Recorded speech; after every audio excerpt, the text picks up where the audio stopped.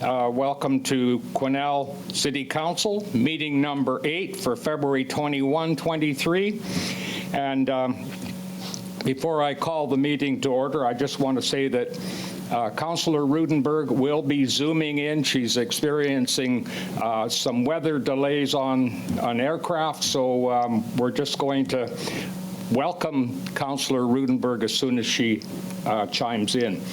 I'd like to take this opportunity to recognize that we meet on the traditional territory of the LHTAKO DENE Nation. Now I would like to get an approval of the agenda as amended, and I will outline the amendments. There are three amendments actually. K3, Admin Report 39/23 Operating Budget. There is a late agenda attachment, additional tax shifting option. K5, Admin Report 43/23. City of Quesnel Parks and Public Places Bylaw number 1941 of 2023, first reading, and that later agenda item is indeed the draft of bylaw number 1941. Item number K4 on our agenda, Admin Report 41/23, is postponed until the March 7th, 2023 agenda. So I think that concludes the agenda changes, so I'd like to get a motion to approve. Councillor Runge, seconded Councillor Elliott. Any discussion? All in favor? Opposed? Carried.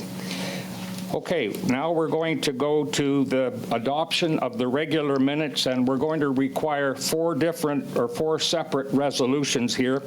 One is to adopt the minutes of the public hearing held January the 10th, and they don't call me Hawkeye for nothing, because I noticed that there's a small little typo under C7 where John Matthews was speaking, and there's an error there. It says Keith Avenue, and it should say Keys Avenue. So if I could get a motion to adopt those minutes with that small amendment. Councillor Vic, Councillor Runge, any discussion? All in favor? Opposed? Carried. Now we'd like to get a motion to adopt the regular council minutes of January 24. Councillor McKelvey, Councillor Tony Goulet, any discussion? All in favor? Opposed? Carried. Next is the adoption of the public hearing minutes of January 24, 2023. Moved by Councillor Scott Elliott, seconded by Councillor McKelvey. I saw that. So any discussion? All in favor? Opposed? Carried. And finally, as far as adopting the minutes are concerned, a motion to adopt the regular council meeting minutes of February 7, 2023. Councillor Vic, Councillor Goulet, any discussion? All in favor? Opposed? Carried. Okay, at this time, it gives me a great pleasure to welcome everyone to our 2023 Quesnel Ambassador Leadership Program Candidate SASH presentation. It's my pleasure to welcome Program Coordinator Rose Scott, the 2022 royalty, and the 2023 candidates to tonight's council meeting. After I introduce each candidate, please come to the front to receive your SASH, a city pin, and your rose, followed by a photograph. Please remain up front until all presentations have been made so we can take a group photograph as well. And I just want to say, full disclosure, I've never done this before, so bear with me. It's my first time, but I have rehearsed. So the 2023 candidates, and I'm going to call you up one at a time. Avery Cassidy, a sponsor of Wizard's Garage. Yep. And Councillor McKelvey is going to assist me with the pinning of the candidates. Now, just a question of process. Do I have the sponsor come up at the same time, or do they come up after? The ambassadors should come up and do the sashes and the tiaras, and then the sponsors will. Okay. So please come up, ambassadors. Avery's scared to be up here all by herself, so I'm just giving her a little support. You're my guiding light there, Rose. Thank you. Hi, Phil. Okay.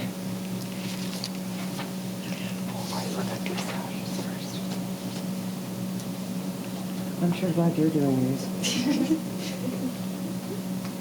I'll see if I get up there. Oh, wait, come on.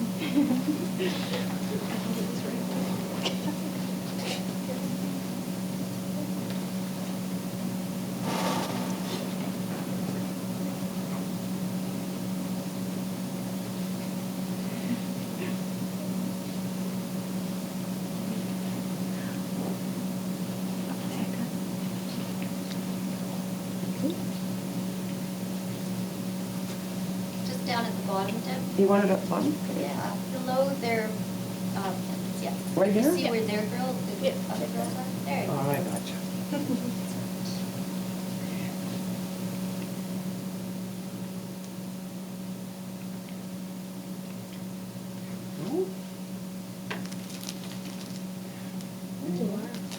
And Wizard's Garage, if you could come up, please, for photo. Do you want to come out front, Ron, to get some pictures? Oh, no. No? Good. I think we'll do a group photograph at the end.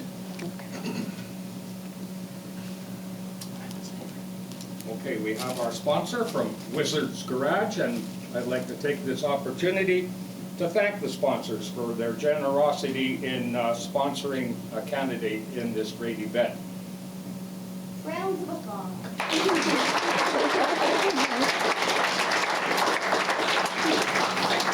Thank you, Dylan. So we're just gonna let you move there and just wait. Just a question, Rose. Does Avery have an opportunity to say a few words, or is that at the end? Our ambassadors will say a few words. The ambassadors will say a few words. Okay, thank you. Okay, next we have Anna Simpson, sponsored by O'Flynn Roofing Limited.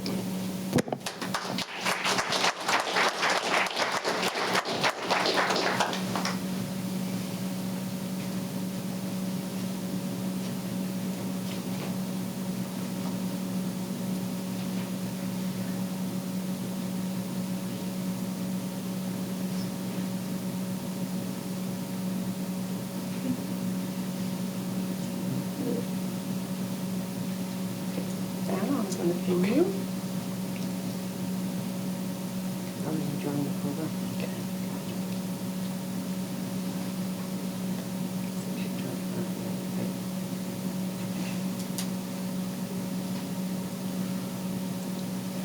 I'm more nervous than the girls, Jen. It's fumbling. And here you are, Anna. Congratulations. And as a sponsor, O'Flynn Roofing Limited. Yes, that's our sponsor, O'Flynn Roofing Limited.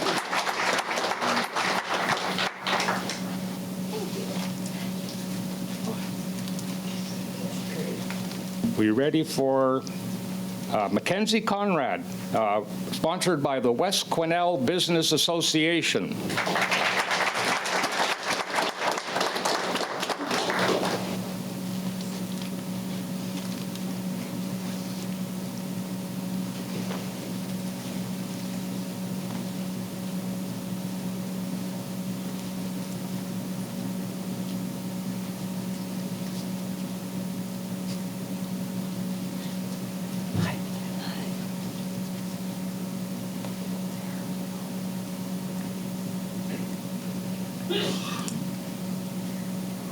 Thank you. Congratulations. Thank you. And again, the West Quesnel Business Association. Thank you.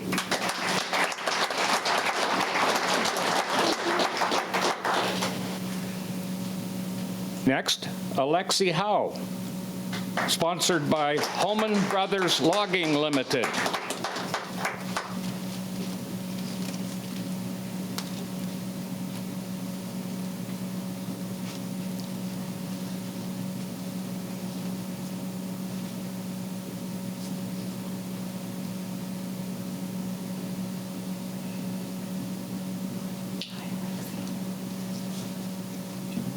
And you're the sponsor? Yes. We have the sponsor here from Holman Brothers Logging Limited. So thank you to Holman Brothers.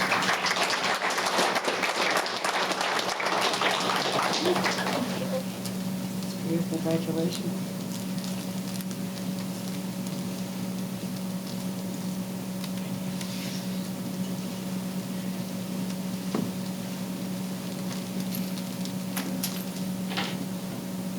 Okay, next, and the last one coming up is Samuel Agboji.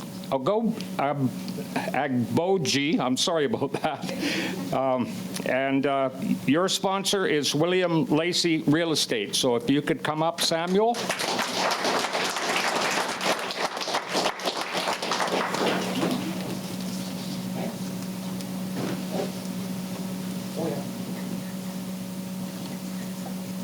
I'm sorry, there is one more. I'm just getting ahead of myself here.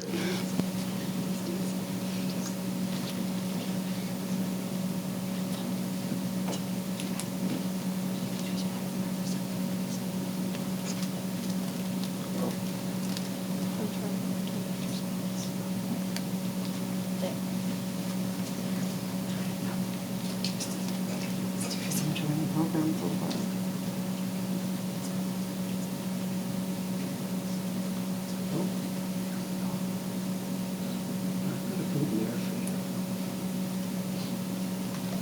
And we're pleased to have William Lacey as our sponsor for Samuel.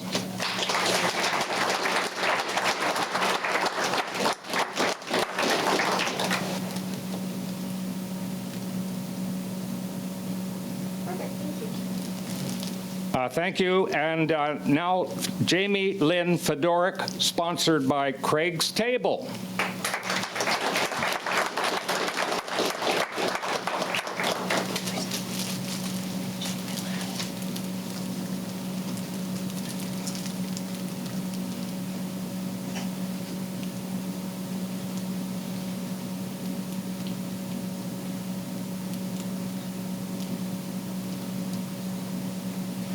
And we're pleased to have Rebecca and Craig here tonight as the sponsors, and thank you to Craig's Table.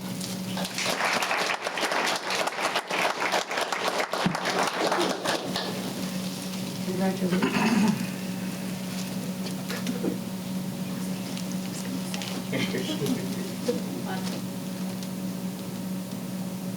Perfect, thank you.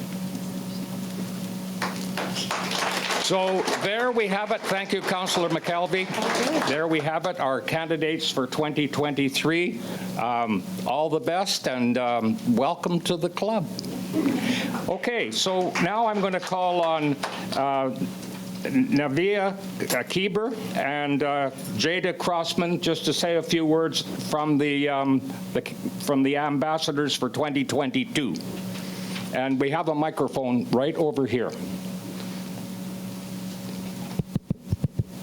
Just want to use the cordless. Oh, cordless might be easier. Do I have to press a button? Turn that one off. We don't know how to use.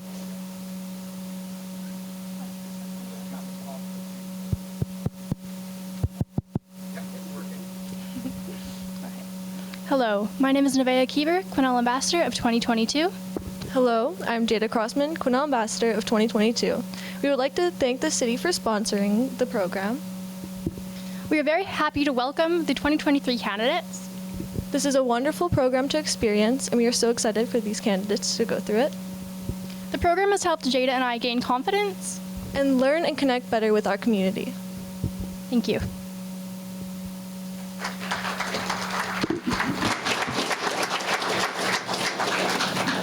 Thank you. Does that conclude our program?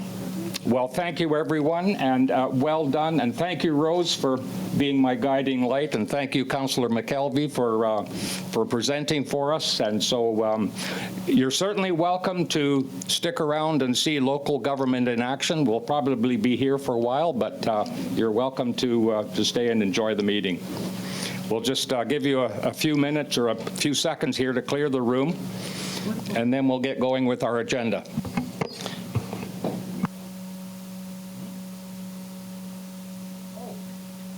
Yes, so I'm sorry, we're going to do a group, a group photo up front. You want to come up? Okay, okay. Hang on.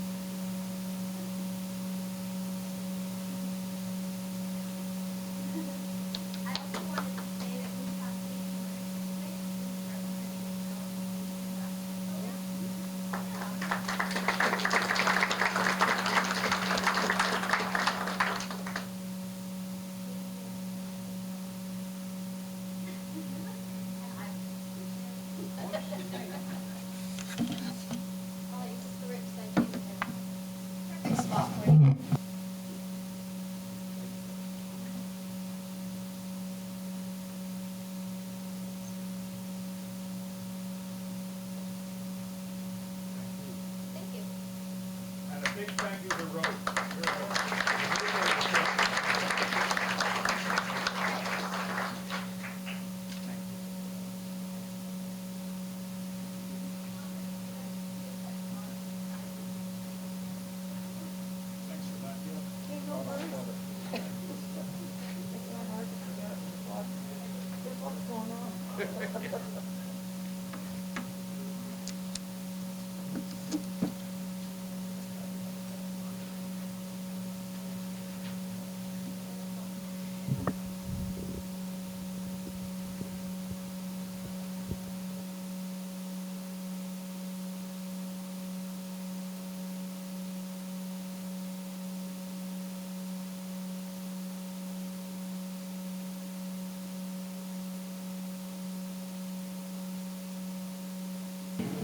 All right, we will resume, and we're now into the delegations section of our meeting, and we have a report, City of Quesnel Water System Update with Urban Systems, Robert Demores, Project Engineer, and Lisa Thompson, Drinking Water Engineer. So the floor is yours, and we'll take questions and comments after your presentation.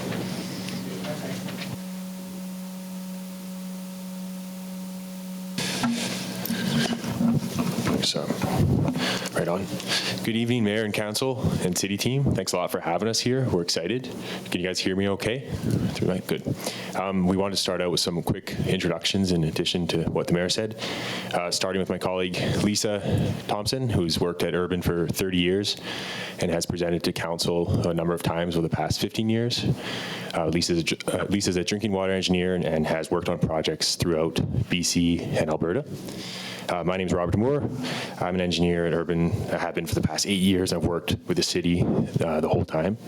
And some recent water system projects that I'm involved in include the Dragon Hill Reservoir project and the water treatment conceptual design. Okay, so we're here today to provide an update on work that's been completed over the past years on the city water system. So the purpose here is to outline the good work that's been done, propose some next steps, and then hopefully generate some or answer some questions. And so we've distilled quite a lot of information down to a dozen or so slides in the interest of time. We'll go through them and then hopefully have some questions after that. The city's completed many initiatives over the past years related to the water system, so working on studies and investigations related to the source, which is groundwater wells, and we'll talk about that a little bit further, as well as the distribution system, storage, so reservoirs, sampling programs, disinfection options, permitting and regulatory aspects. All this work, which you can see from this timeline, dates back to 2009 and even before that, has positioned the city really well to be able to make informed decisions on water system capital planning. So just to highlight some recent capital projects related to the water system include the 2018-2019 Pinecrest Reservoir replacement and the 2 Mile Flat water main upgrades, as well as the 2022-23 Dragon Hill Reservoir project. There's a lot on the go. In addition to the timeline listed here, Council approved advancing the city water treatment project in August 2019, which we've been involved in working with the city team. So, let's do go over an overview of the city system. So the drinking water source for the city are groundwater wells. They're distributed throughout the city. So we have wells 8 and 10, well, I won't name all the wells, but we have some wells in the north region, so 2 Mile Flat, as well as one well in the central region, which is North Quesnel, and then existing and future wells located in the west region of West Quesnel. In addition to the wells, there's a pipe network that conveys water across the city. There's a lot of hydrants. There's reservoirs, some of which are getting replaced right now, booster stations, pressure reducing valve stations, and water service connections to the users. The water use data listed on this slide is current, and interestingly, it's very similar to the water use from the previous years, 2012 to 2017. And there's no current treatment. We will talk about that a bit more. I'm going to pass it over to Lisa to talk about water approval and strategies. Thanks, Robert. So the city has been working on an environmental approvals process for the wells, and essentially that process can be quite onerous and extensive if you have to do a full environmental assessment. And so there's triggers, basically, if you're over a certain kind of volume of water use per year, or if you want to increase the capacity of your wells, you have to go through this environmental assessment process. And so the city went through something slightly different than that full EA process and applied for an exemption. And that was approved. So you fairly recently, a year ago, I think, Chris, received that exemption notice, and then subsequent to that, now you need to follow through with various conditions that have been that are part of that exemption notice. So it's kind of a little bit complicated, but basically the city is now really well positioned to increase water use at the existing wells. So, you have the approvals in place to do that, as long as you follow through with some conditions, which are things like monitoring the other wells in the area and monitoring water quality as you start to pump at increased rates, doing a construction environmental management plan. So there's a number of conditions that will need to be followed, but the steps are all in place to do that.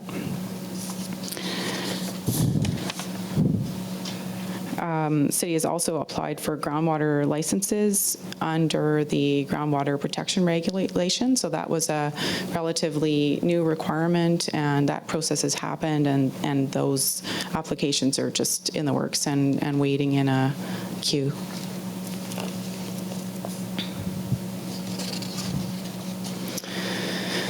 Another initiative that the city has been working on is a wellhead protection plan, And so those documents were actually finalized in November 2022, and that was another requirement of the EA exemption. And the plans include delineation of capture zones, looking at potential contaminants to the source, looking at risks, and then basically some recommendations for source protection. And there's a number of good recommendations in the document, like ongoing monitoring, which the city has a pretty extensive plan for doing that, monitoring water quality and the existing wells, education and signage regarding the groundwater capture zones, and some other planning initiatives to really help protect the sources in the long term.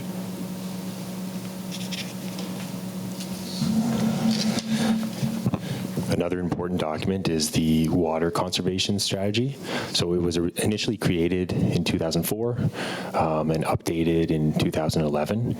And the strategy is a document that recommends a number of measures for reducing water consumption. And the purpose of reducing water consumption is to promote environmental responsibility, as well as to contribute to long-term sustainability and management of the limited resource that is water.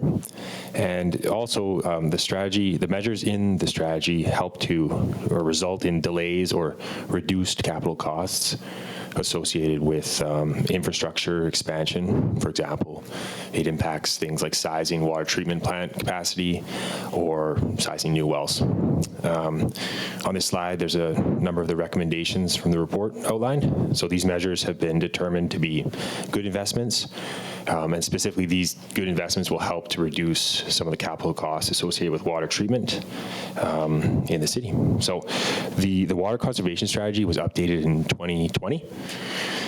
It will still need to be received by council, which Chris Coben will talk about further. In addition to all that's been noted, the water conservation strategy is important because certain grant programs from different levels of government require a council-endorsed water conservation strategy that's been updated in the previous 5 years in order to have an eligible application. Okay, back to Lisa. So this next section of the presentation is going to speak to water treatment and some of the initiatives that have been in the works. And so there's a summary slide here, the next one, on water quality. And we've done quite a bit of sampling on the system, and the Quesnel groundwater quality is excellent and plentiful, so that's great. There is one parameter of kind of concern, and that is manganese. And I think we've talked about this in previous discussions, but in 2019, a new guideline was issued by Health Canada for manganese, and it has a health limit or a maximum acceptable concentration of 0.12 milligrams per liter. And and then there's also an aesthetic objective. So there's the health limit of 0.12, and then there's actually a recommendation to keep the aesthetic objective, to meet that objective of 0.02. So actually have manganese levels below 0.02 in the system to reduce impacts from like discoloration, staining of fixtures and stuff. But the health limit is really the most serious concern, and that's the parameter kind of when we're talking about treatment that we're trying to address in the system. And then also we have other recommendations to reduce the risk of waterborne illness from bacteriological parameters, and that's really common kind of in all water systems as an objective. So we have done a concept design and pilot testing for looking at various treatment options, and that was a really thorough report that went through 4 options for treatment. And the recommended option coming out of that report with like the technical review and then review with the city was to go with a type of treatment called pyrolusite filtration. So basically it's a really simple process. You add sodium hypochlorite to the water in a really low level, and then the water flows through these media, these vessels you can see in the photo here. They're like a blue vessel that that's full of a type of media that absorbs the manganese, and then it's removed. So yeah, it's a really simple process. That was the option that was the least cost and was preferred by the city for a number of reasons. We are also recommending UV disinfection for wells PW8 and PW10, and then allowing space in the building and in the buildings of the other treatment systems for UV disinfection in case it's needed to be added in the future. I'm covering this off in a fairly kind of brief way in the interest of time, but we can always have other discussion, or I can answer questions about this later. A couple of points further too. In the concept design phase, we focused on two options, which we've highlighted here. So biological treatment and pyrolusite filtration. The second one being the recommended option. We assessed other options along the way too, including point of use and point of entry systems. So small systems at each service location. So at each water user site. The costs were part of the assessment was to look at the feasibility and the O&M requirements for each system, as well as the costs. And so point of use and point of entry were ruled out as feasible because of the number of water users in the city, the capital costs, and the issues with maintenance and access long-term to those types of systems. Through concept design, a big part of assessing what would work best for the city was to come up with cost estimates. So this graph here, we had quite a few more graphs with more data points. We wanted to boil it down for tonight, and this graph shows the total, so the full project cost for pyrolusite filtration under 3 scenarios. So this relates back actually to the water conservation strategy. So depending on the level and the measures that are implemented from the water conservation strategy, the size of the water treatment plant will vary. The more water reduction, the smaller the water treatment plant needs to be. In this case, we'll talk about this potentially further in questions, but the middle scenario, so in the middle of the graph, which we call comfortable, is the proposed scenario, and so that represents a 10% forecast reduction in maximum daily demand of water use, and that's a level of water reduction that seems reasonable to achieve. It doesn't require implementing full metering across the city. It requires implementing the measures from that slide a few back. Long story short, though, the project costs range from, on the low side, about 16 million up to the high side of 25 million. The key here, though, is these are in 2020 dollars. So through pre-design, which is the forthcoming phase, we'll have to take a detailed look at project costs to understand how they've changed since 2020. It's safe to assume that costs will have increased since 2020. When we say full project cost, we mean the cost to build the systems, but it includes the design, the site investigations like geotechnical survey, et cetera, permitting, and a variety of other things. There are decisions that will be made along the way through pre-design and detail design that will impact the cost estimate to go up or down, things like adding generators or not. And then just for discussion purposes, one thing we've talked about throughout all this work is the city wants to be positioned to be what we call, in a grant-ready state. So have a design package sort of sitting on the shelf, and when the right grant program is available, applying for that grant. So senior government grants often can fund up to 70% of capital costs. So, at 25 million for the worst case, that would mean the city would be responsible for about $7 or $8 million, the rest being grant funded. Oh, one other note too. When we talk about the full project cost, we're talking about building 3 water treatment plants, and that harkens back to that overview of the city where we had the 2 Mile Flat area, North Quesnel, and the West region where there's wells. So there'd be a plant in each location, and that's a decision that was made. Well, it's been discussed over many years, including in the water master plan, which was a sort of an overarching infrastructure plan developed a number of years ago. And there's lots of advantages to having treatment located in a few areas. It works with how the water sources are laid out. It also results in a really robust water system where you're not relying on one central hub. You're a little bit spread out.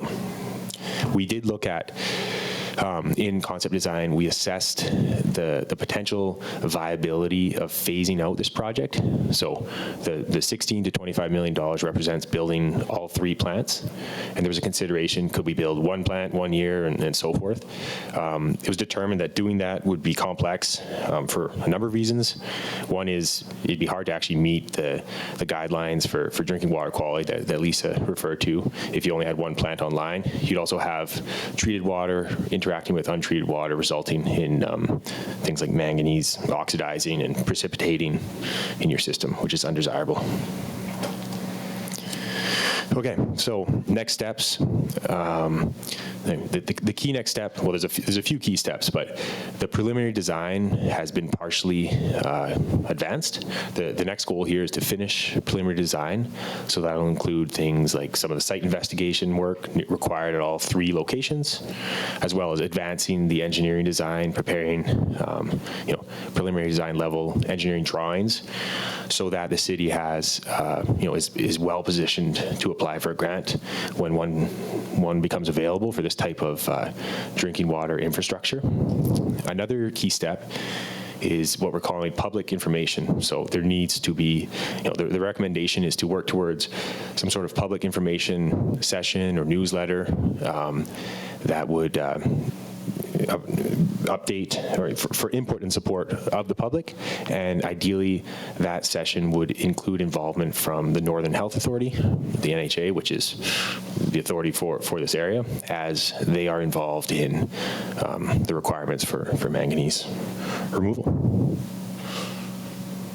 And the image here is just showing some of the site planning, site layout exercises that are being completed as part of the pre-design exercise. This is for Well 9 in South Quesnel. That is our overview, and now we'd like to be open to questions, please. Okay, thank you for your presentations. Before I go to questions, I don't see a recommendation here, but I do see a comment within the presentation that the water conservation strategy updated in 2020, but will need to be received by council. Do we need a resolution to receive this at this point? No? Okay.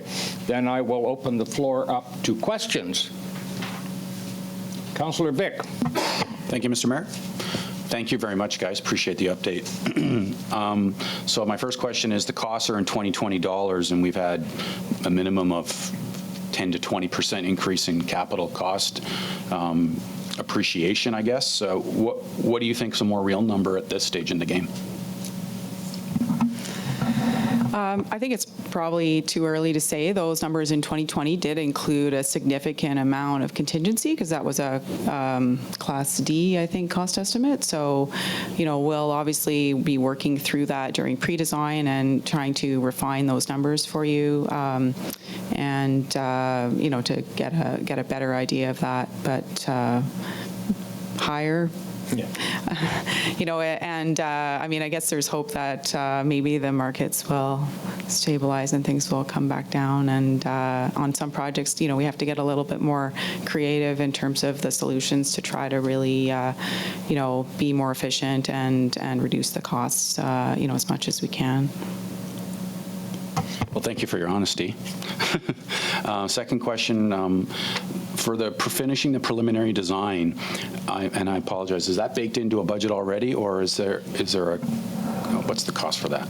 Yeah, great question. So yes, that's included in an existing budget. So that in August 2019, council approved the first phase, which was conceptual design, which has been completed, pilot testing, which refers to using the proposed treatment technology, so pyrolusite filtration, so bringing like a small scale model of the treatment system to Quesnel and testing it with Quesnel water, which was completed as well. And that approval also included the pre-design phase, of which a significant portion has already been completed, but there is budget remaining to bring it to the finish line. Councillor Runge. Thank you. Councillor Vic had a few of my perfect questions, and my question was just how close are we to being grant ready should some money come along from some crazy funds out there to province might have. My question is with regards to, I guess, well PW8 and PW10. They're in the northern zone, that's my understanding. Are those feeding major industry? Because Yes, like they are part of the system feeding some of the mills in that area. so, because my question actually goes to, is there a possibility for feeding industry with the manganese where the issue isn't so much the drinking water, that we can subvert directly to industry without having treatment there, thus lowering that cost of treatment? I think that's an interesting proposal. Currently, that's not a possibility based on how the system, the distribution system is all interconnected. Though there's wells in different regions, in certain conditions, water's fed from one zone to another. So currently, the system isn't set up that way. That could be something that could be looked at, though I imagine the industrial users are using the water for some of their processes as well as for potable uses. No, I agree with that potable use of the processes, but because the processes I think I calculate them are roughly around 50 million cubic meters a year, that actually would lower our consumption to a level, I think in the next report we have it where we're at 700 liters per day per person, but it includes industrial, which we have a lot of, and I think then we would actually, as human users, be using a lot less. So that was, for me, that's really important, because I think if we're looking at a $25 million project, I think there's a real possibility that maybe we do divert and maybe we still have a way, and I don't know, when I was looking at this, I thought, well, if they're using so much, can one well feed them? And possibly have the opportunity to be diverted if it needed to, so we get it to a filtration plant later. So that was my first question. And my second question is, do you have cost estimates on the maintenance cost of the pyrolusite filtration? Like the annual maintenance cost afterwards? Like, because we have a cost here of 25 mil, but what are we looking at as annual maintenance costs on those also? Yes, we do. We did include them in the slides here. I can dig through my papers here and find it here. What you want to talk about? I guess I just want to say that that system is very easy to operate. There's really just the sodium hypochlorite cost. I mean, there's energy cost obviously when you've got a building and a system to run, but the media itself will last 10 years. It's one of the simplest systems you could really kind of operate. Yeah, I guess my question is because we have a $25 million cost. We have, even if it lasts 10 years. Really, what I'm looking at is what are we going to be saddled with afterwards, and what are we going to be asking governments for if we don't have the money coming from our local population? For sure, we have that in the concept report, and it was one of the items we looked at when we were comparing the options. Chris, did you want to answer the first question, or not to put you on the spot? Yeah, I could add to that. Just as far as separating out some of the industrial users, the way our system's configured, it isn't doable. With that said, we do have a large industrial metered user on in West Fraser in the MDF plant. Other than that, the only industrial users would be the West Fraser sawmill, etc. The pulp mills are not connected to the city water system, except with the exception of Quesnel River Pulp, which is just for emergency fire flows only. They don't use any water on a regular basis. Okay, thank you for that. Any further questions? I have a question, and that is that we're apparently heading towards chlorination, aren't we? Yes, okay. Well, I've voiced my concern for chlorination before. So having said that, is there a process where a person or a residence could actually eliminate or switch off the chlorine or change it so that they can remove the chlorine from the water once it's on the private side of the connection? Hi, yeah, for sure you could. I'm thinking of refrigerators now often have a carbon filter built into the fridge. So if you have a fridge with like a water dispenser on it, that should remove the chlorine and pretty easily. And that's something that obviously needs to be maintained. Those filters have to be replaced in the fridge. I don't know if many people do that. That's my little plug for that. And then, you know, there are the kind of canister, I'll say Brita filters that you can also buy that you put water into, and that, you know, will also filter the water through a carbon filter.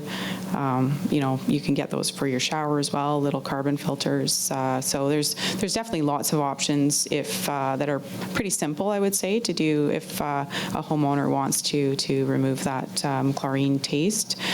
Just for context, I think I probably explained this before as well, but we're talking about really, really low levels of chlorine. So the target for maintaining chlorine levels in a distribution system is 0.2 to 0.5 milligrams per liter. So, you know, something like a hot tub or pool is probably 10 times more than that, 5 to 10 milligrams per liter. Bleach is 5,000 to 12,000 milligrams per liter, and we're talking about 0.2. So, you know, really, really low levels.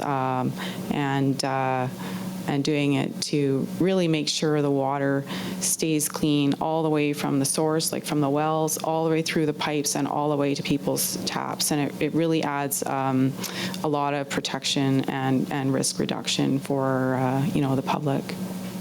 So with the 0.2, is there a noticeable chlorine taste? Because, I mean, when I go visiting Prince George, for instance, I get a drink of water from the tap at the hotel, and I can't handle it. So, I mean, would Prince George theoretically be more than 0.2?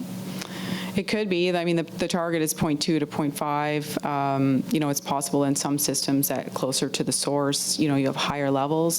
So it might be more like 1 or higher.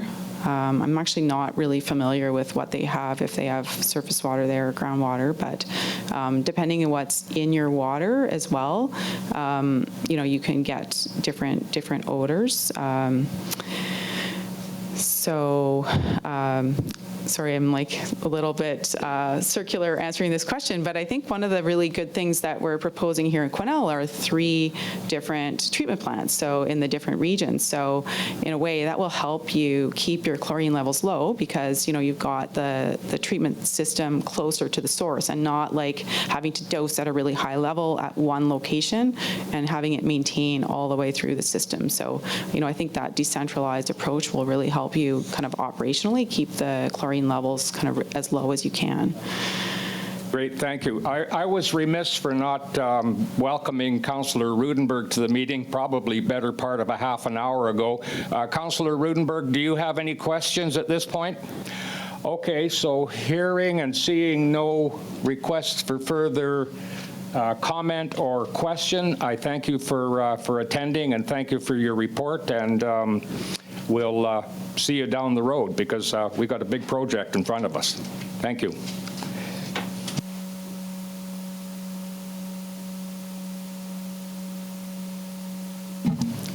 Okay, so the next item on the agenda is items arising from previous special closed meetings. We have nothing. We have no unfinished business.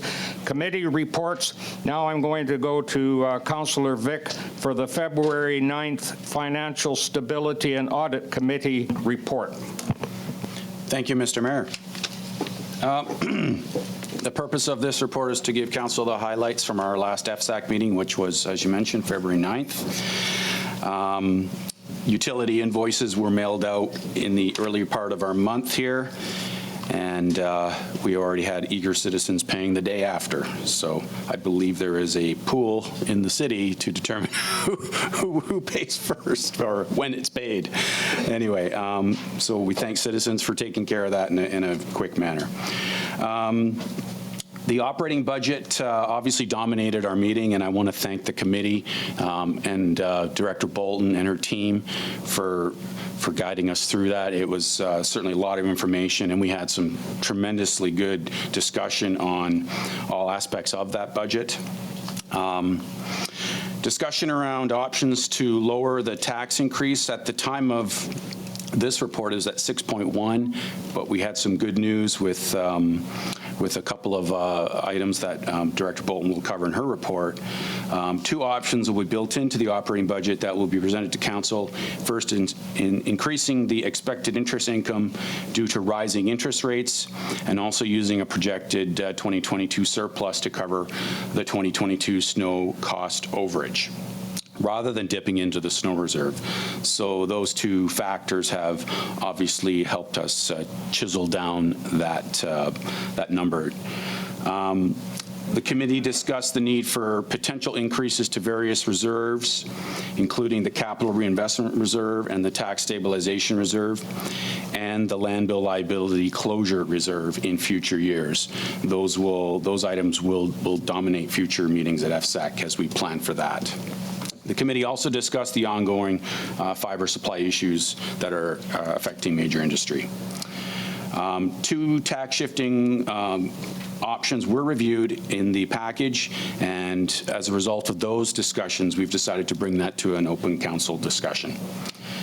We also looked at the budget survey results, and we're happy to report that the budget survey responses were increased over last year from 144, we had 276 responses, so that's a decent improvement.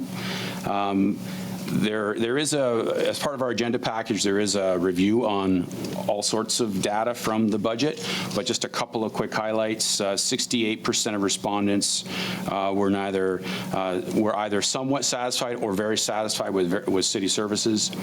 Many respondents, 66% of respondents, were in favor of proceeding with debt financing of the Johnson Bridge repair should grant requests be denied.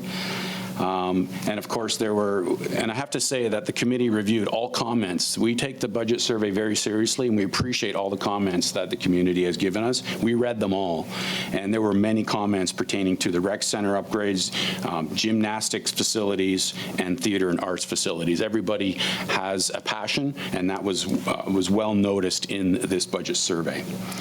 And there continues to be a lot of concern about public safety issues and the need for more resources in that field. And there are no recommendations because we're going to be covering that in Director Bolton's report. And our next meeting is February 22nd. Okay, thank you, Councillor Vic. Yes, the recommendations will be addressed under staff reports, and also there's an addition regarding another option regarding tax shifting that'll come out in that staff report. Next, I will go to, I guess, a report from myself as the chair of the Public Safety and Policing Committee, PSP for short. We had a meeting last week on February the 7th, actually. And at that meeting, the city manager reviewed the emergency program bylaw number 1744, which requires city to have an emergency planning executive committee. That is the EPEC, as well as an emergency planning committee, an EPC. This is the king of acronyms here. Which the second committee is staff-based. The Director of Emergency Services, the Fire Chief, delivered the annual report from the EPC to the EPEC, and the PSP committee approved the report, details of which will appear in the minutes of that meeting. The draft request for proposals, RFP, regarding service gaps, service options, and housing needs for vulnerable populations has been submitted to area Indigenous bands for review and input, and that RFP will be issued late this month. We had a discussion regarding the homeless count, which will take place on March 10. Discussion took place on the upcoming homeless count, including questions on method that the count is conducted, including considering time of year count variances. There was also some discussion on the fact that the BC Housing funded rooms will end in March. And there is one recommendation coming out of that committee, and it was duly moved and seconded, that the Public Safety Committee, or Public Safety and Policing Committee, approve the, I guess they're recommending the 2023 meeting calendar and referred it to council for ratification. And those meetings for 2023 are May 2, July and August, special open meetings as required, and September 12th. So I'd appreciate a motion to ratify that calendar. Moved by Councillor Runge, seconded by Councillor Vic. Any discussion? In favor, opposed, carried. Okay, that concludes my report. And now we're going to go over to the Director of Capital Works and Infrastructure to introduce the Water Conservation Plan. Thank you, Mayor. The purpose is to provide council with the updated water conservation strategy. Water conservation provides social, environmental, and economic benefits to the community. All manners of conservation measures were investigated and are included as part of this strategy. Water conservation, it is also an identified action implemented in the Water Master Plan. Previous strategy studies, they've been completed with recommendations that have been incorporated. There's many moving parts to this, including our environmental assessment exemption for our well fields, wellhead protection, well replacement, water quality monitoring, capacity assessment, as well as surface water influence investigation. As our city groundwater wells age, the capacity of these wells diminishes. The recommendation is that council adopts the water conservation strategy as attached to the February 21-23 council agenda. Okay, thank you. Just a question. I noticed that this report is dated March 2020, but this report contains updates that the council is going to vote on tonight? Yeah, so the water usage since 2020 has remained static, haven't used more or less. The only new item that has changed, which is in the report for the most part, is the construction of the Dragon Hill Reservoir, which was identified as a plan out of this 2020 report. For a number of reasons, the report, it's sat for a couple of years, you know, COVID, et cetera, as well as all these other pieces of the puzzle that come together to contribute to this report. So what we did was went back to 2020, took a look at the report, assessed has there been any changes that warrant rewriting the report, and the report still remains very similar to the 2011 report that was adopted a number of years ago. Okay, thank you. So I will entertain, before we have any further discussion, I'd like to get a motion on the floor to adopt the recommendation to basically reaffirm, I suppose would be a word that would be appropriate, to reaffirm the water conservation strategy. So a motion, please. Councillor McKelvey, Councillor Vic. Any discussion? All in favor? Opposed? Carried. Now some questions. Anybody? Well, that was easy. Okay, so now we're going to move to administration reports. I think we're ready to move to administration reports. And we have, this is item number K2. Administration reports, notices on title, Building Inspector Hicks, and we will start with number 42A 405 Elliott Street. I'll turn it over to CBO Hicks. Thank you, Mayor. Purpose of this report is to obtain council's direction regarding placement of a notice on title at 405 Elliott Street, where there is 2 single-family dwellings. Subject property has been identified by the chief building official as being in contravention of the City of Quesnel building regulations. The property owner has been given reasonable time to bring the property into compliance. The building department is not aware of any life safety issues that place occupants in immediate danger. However, the contraventions could result in third-party liability or risk, as during this process, the property was put up for sale. The recommendation is that As per Section 57 of the Community Charter, Council approves the Chief Building Official's recommendation to file notice on title for the following property.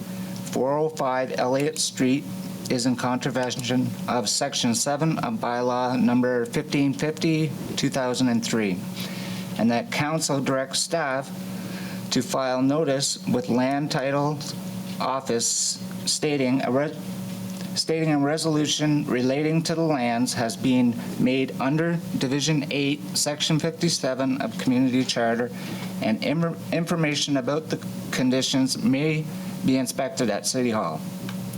Statutory requirements are Section 57 of the Community Charter. Council policy is the building bylaw.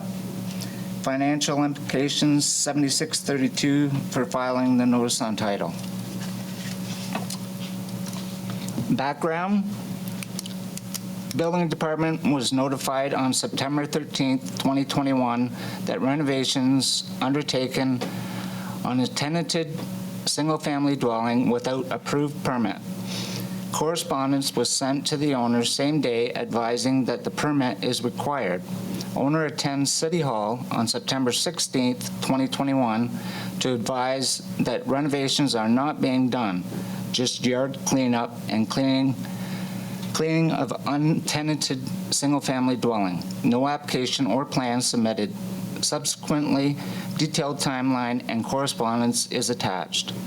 No building permits were issued for renovations and additions already completed on the single-family dwelling are tenanted without approved occupancy. The owner has declared their intent to sell the property, which will lead to third-party risk due to building contraventions. Thank you, Mr. Hicks. I do know that I see that we have the proponents in the gallery. There's three of you. I think we can have one or two of you come up to ask questions or comments. And when you do come up, please make sure that you hit the red button to turn on the microphone. And before you speak, please give your full name and your residential address.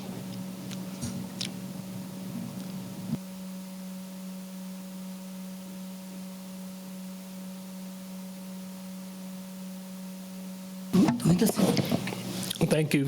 My name's Navdeep Kangura. I live at 467 Adams Street. What had happened initially is they want this, but what we've done is did a survey on the property for the fence line that was running along the, the alleyway. And the survey came back, and now we've been requested to do another survey. We're waiting for the survey to come, the guy to come and do the survey. And all we are doing is requesting some time to get that survey completed as well. As for the sale of the property, as they brought that up, that property was taken off the market right away. So any of those concerns alleviated, it's not for sale. It was taken off the market as soon as they were told for. Okay, so what you're asking for is a delay until the surveyor has had an opportunity to prepare the survey that shows the positioning of all of the structures on the property, and that would be submitted to the city. I do have a question for the chief building official, and that is that is there a requirement for a certificate of location the only outstanding issue, or are there other issues that that are on the table? Yeah, that's one of the biggest conditions, obviously, because we have no idea of the placement of the buildings relevant to the property lines. And since they did additions on the building, we need to know exactly where that's positioned on the property line. So once we have that, we can take a look at the full package that they've submitted over the past year and a half. So therefore, would submission of a survey showing location of dwellings, would that be sufficient to warrant a delay until you've had an opportunity to view that. I know that the applicant or the owner has expressed concern about the fact that there's probably a $700 fee for filing and for unfiling, and I think that that's a legitimate concern if that can be avoided. In my opinion, we've given them ample time, Mayor, and we've been asking for this stuff for like a year and a half, and it's gotten nowhere. And they have people in there renting, and the property was up for sale, and my fear is that it will go up for sale again. Do you have any more comments before we proceed further? Use the microphone, please. 1 second, please.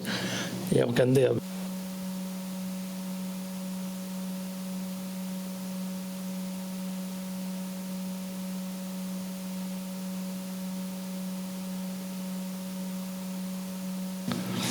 So Kevin was there on the 7th to do an inspection on the property of last year.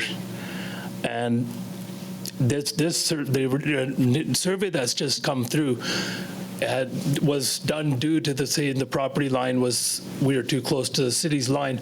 Now that that's come through, we're actually, we have 5 feet into the alleyway with the new survey. So all we want to do is figure out where all the survey lines lie before we go ahead and have additional costs put upon us, which we could all work out here rather than going into this kind of, situation where we're getting cost more. We're already going to do one more survey to line up where the properties line. We've already done one, which we were asked to do. Now we're going to do the second one. So, I mean, we are already incurring costs, and now we're being asked to incur more costs by putting this up to there. I mean, that's not, all we're asking is to work with us, not against us, and hopefully we can come to a resolution together is what we're asking, and a little bit of time to get this survey done so that we can go forward from there. And we have taken it off the market once they asked us, so we're not going to be selling the properties until we get everything completed. So. Okay, thank you. CBO Hicks, comment. So yes, I was there on the 7th of last year, and that was to make sure that the residence was safe for the tenants that you put in there. To get renters. Okay, so I think we've pretty well heard all that we're going to hear. Councillor Runge. So my question is to Kevin. Kevin, the third-party risk that you're referring to, how serious is that risk? Is it the risk of the property being sold when it's not on within a property line? Is that the big risk? The big risk is that the city is aware of it. And if it gets sold and is not disclosed, we're fully liable for that contravention. Okay, is there any, I'm sorry. So the idea of the property line is that if the building's too close, they can't add to it. And they did add to it. They've already built these additions on these buildings without permits. So they're already there. My issue is it too close to the property line? Did they need a variance for it? Sorry, can I add to that? Yeah, sure. So I guess my question is, to get a resolution here ultimately, is that if the property line were okay, what would we be looking at this stage, or what would you be looking for after that? If it came through, like, is there something that we can put in place so that the property isn't sold? It's like, I guess that's my. Well, that's what the notice on title's for, so that the purchasers are aware that there are contraventions under there. They've already contravened the building bylaw by constructing without permits. So we could put a notice on title just for that, regardless of the lot lines. To issue a building permit, I need to know exactly where that building is on the property line so that I can review it. Did you have anything further, Councillor Runge? I guess what I'm trying to find out is, where are we with regards to this? I understand that the permits weren't taken out. So I believe that we have a policy in place. If permits aren't taken out, they actually can get charged a permit fee afterwards and then get put in. But I believe that the biggest thing here is this house on a property line? And if you were to put it on title, the effect would be that it'd go on title, and then if they clarified it, would it be taken off title then? Yes, they could apply. Once we've issued the permits, cleared the permits themselves, everything's fine, then they could apply to have it taken off the notice on title. Thank you. Now I'm going to go to Councillor Rudenberg. Thank you. So this is back to our building inspector. So are there any building permits yet that have been submitted or asked for this particular property? Yes, currently we have 2 applications in hand, but we've been trying to get the material that we need to review it. All right, so it's kind of like the cart before the horse happening then. You actually need to understand what's going on before you can give them the building permits. Is that correct? That's correct. Okay, have we All got, right. I'm sorry, are you done, Councillor Rudenberg? Thank you. Councillor Vic? Kevin, so how onerous is it to remove it on when something's put on title, and what's the cost?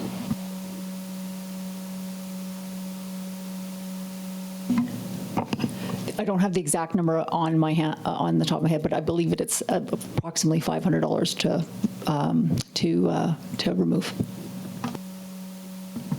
Yeah, I'm led to believe that the total cost for applying the notice and then having the notice removed, that the accumulated cost is somewhere in the order of $700. So is there any further discussion here? I guess at the end of the day then, to CBO Hicks, that even if we were to see a survey plan today that indicated that all of the structures are located within the confines of the property lines, that still does not resolve the issue. That may resolve one issue if the setbacks are still compliant. Like, just for it to be on the property is not sufficient. It has to be so far away from the property lines, obviously. But we would review that once we had the information. But there's also the building implement of it. I don't know how it was constructed. I didn't see any of it. So I mean, things are going to have to be taken apart so that I can review it properly. So there's more implications, but this will at least allow us to issue the permit that they require. But my fear is, again, that this place was put up for sale and almost sold, was what I was told. So if the owner was to give you an undertaking that it would not be sold, I guess you can't do that without putting notice on title. No, that's correct.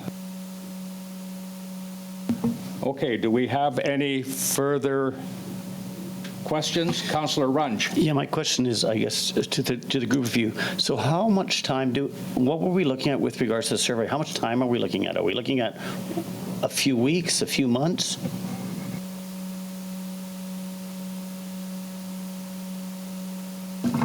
We've already applied for a survey. It's going to take about 2 to 3 weeks to have the survey guy come in and do the survey.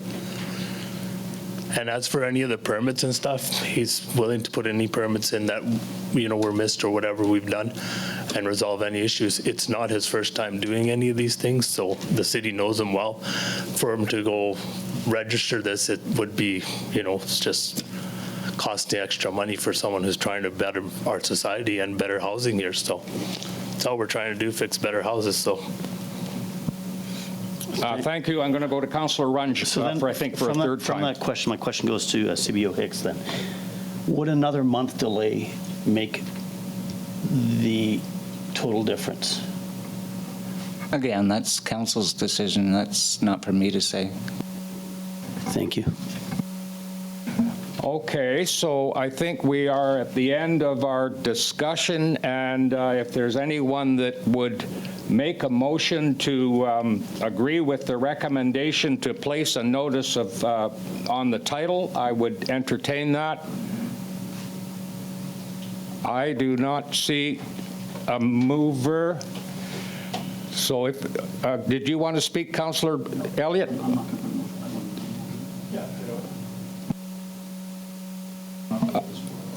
I do not see anyone making a, oh, I'm going to go to Councillor Runge now. I would like to make another motion then that states that we give it a month. And if things aren't done in a month, if we don't have paperwork in a month, that then we move on to title. Okay, we have a mover to give a month extension, and Councillor Elliott, you're seconding that. Is there any further discussion? All in favor? Opposed? Carried. You guys get her pitter patter, get at her. Thank you very much. Thank you. Appreciate it. You have a good night.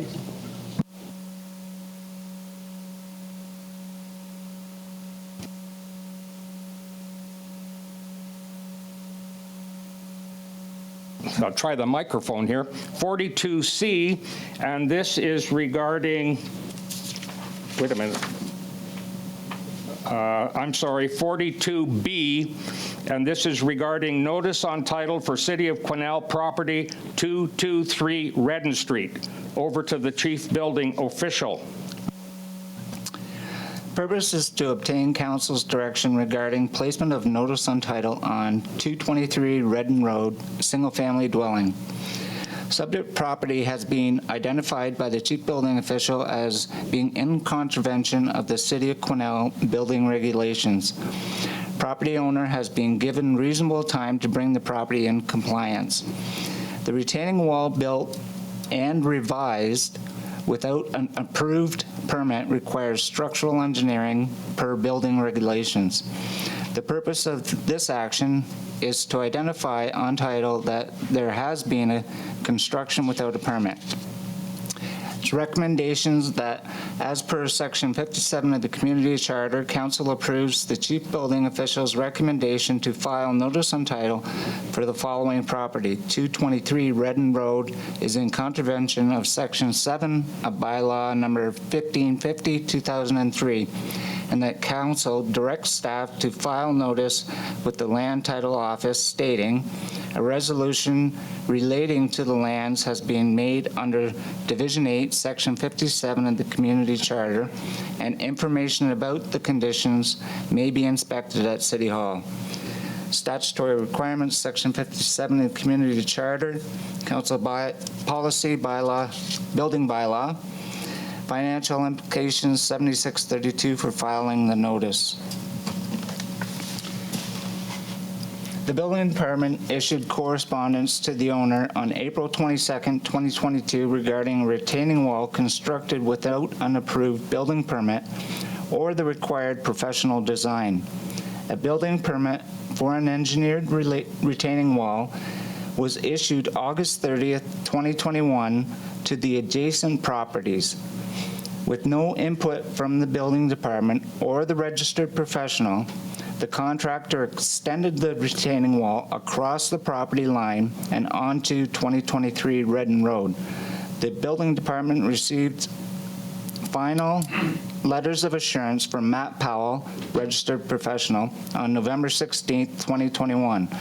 Upon inspection by the CBO and Scouten Engineering on September 29, 2022, it was determined that the owner of lots A and B on Redden Road had further altered the wall.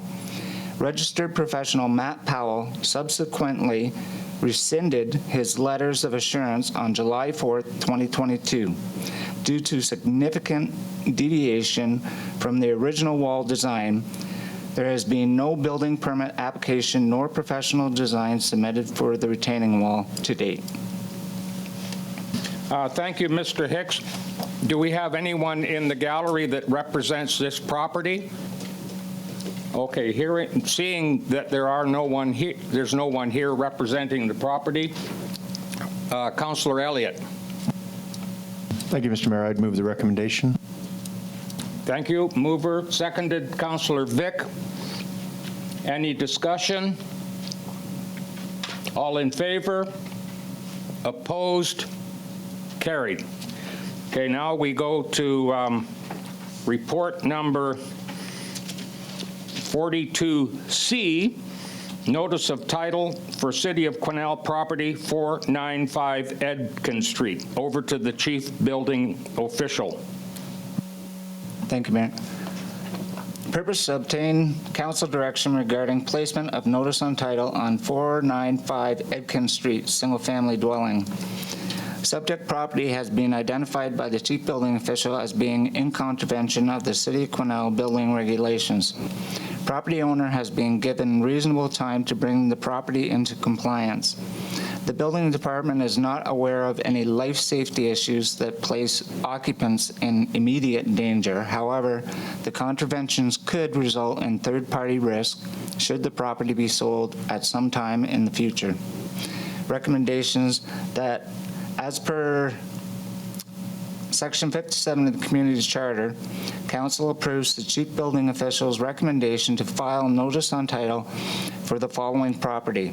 495 Edkin Street is in contravention of Section 7 of the Building Bylaw 1550-2003, and that Council directs staff to file notice with Land Title Office stating a resolution relating to the lands has been made under Division B, Section 57 of the Community Charter, and information about the condition may be inspected at City Hall. Statutory requirements, Section 57 of the Community Charter, Council Policy, Building Bylaw, financial implications, 7632 for filing the notice. Okay, are you done? If you don't want me to do the background, then yeah. No, carry on. I'm sorry. Yep, we need the background. The property reviewed on November 13th, 2015, and correspondence was sent to the owner on November 20th, 2015, advising that the southwest corner of the single-family dwelling has been compromised by a land slippage event. The senior building inspector recommends owner retains a qualified registered professional to review and provide a report on the stability and safety of the structure. And prior to demolition or remediation of the structure, the owner must submit a stabilization plan for the bank, prepared by a professional general engineer. In April 2020, building enforcement received a complaint of trespassers occupying the vacant structure. Correspondence was sent to the owner's daughter on June 29, 2021, advising that the structure is deteriorating at a rapid rate, and the chief building official will recommend a notice on title and subsequently remedial action to demolish if not addressed by July 9, 2021. There have been no reports submitted to date, and no building permits have been issued for remediation or demolition. The owner attended City Hall in the summer of 2022 and advised that he would be out of the country for several months and request additional time to determine a plan for the property. Property taxes are now in arrears with 2020 and 2021 taxes unpaid. Staff expect the property to go to tax sale in the fall of 2023. Thank you, Mr. Hicks. Councillor Elliott, moving the recommendation? Okay, we have the recommendation moved and seconded by Councillor Runge. Is there any discussion? Councillor Runge. So just add on, so that means 2022 tax is also in arrears? Or is that? Yes, the 2022 taxes are. So we're now 3 years already in arrears? Okay, thank you. Okay, any further discussion before I call question on the motion? All in favor? Opposed? Carried. Now we go to item number 42D, and this is notice of title for City of Quesnel property, Lot A, Redden Road. Thank you, Mayor. The purpose, obtain council direction regarding placement of notice on title on property PID 031-665-047, Lot A, Redden Road, retaining wall on vacant lot. Subject property has been identified by the chief building official as being in contravention of the City of Quesnel building regulations. Property owner has been given reasonable time to bring the property into compliance. The retaining wall built and revised without an approved permit requires structural engineering per building regulations. The purpose of this action is to identify on title that there has been construction without permit. Recommendations that, as per Section 57 of the Community Charter, Council approves the chief building official's recommendation to file a notice on title for the following property: PID 031-665-047, Lot A, Redden Road, is in contravention of Section 7 of the Building Bylaw 1550-2003.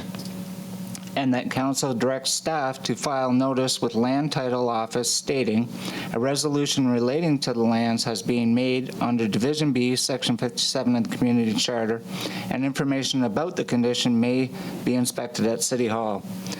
Statutory requirements, Section 57 Community Charter, Council Policy, Building Bylaw, financial implications, 7632 for filing the notice on title. A building permit for an engineered retaining wall was approved and issued August 30th, 2021 to the property owner with no input from the building department nor the registered professional. The contractor extended the retaining wall across the property line onto 223 Redden Road. The building department received letters of assurance from Matt Powell on November 16th, 2021. Upon inspection by the CBO and Scout and Engineering on September 29, 2022, it was determined the owner of lots A and B had further altered the wall. Registered professional Matt Powell subsequently rescinded his letters of assurance on July 4th, 2022.